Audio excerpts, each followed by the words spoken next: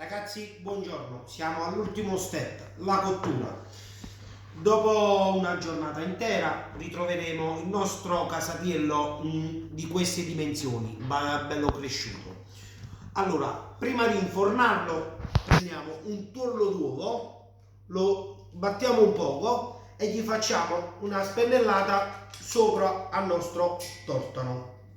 Dopodiché lo andiamo ad infornare. Ragazzi, siamo pronti. Forno a 180 gradi, inseriamo il nostro tortano nel forno, poi mi raccomando alla cottura lo scendiamo pian piano a gradazioni, minuti per minuti, e ce lo teniamo sott'occhio per la cottura. Ragazzi, ci siamo.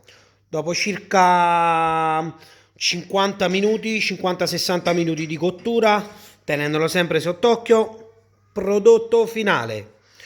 Dopo andremo al taglio perché ora, essendo caldo, va a finire che si rompe. Va bene? A dopo. Buon appetito, ragazzi.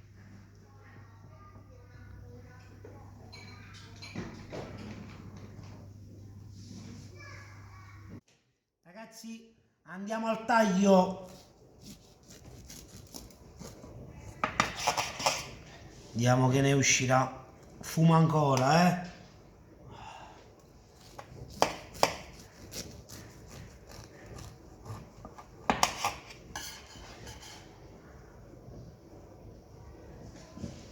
Ragazzi, questo è il nostro tortano.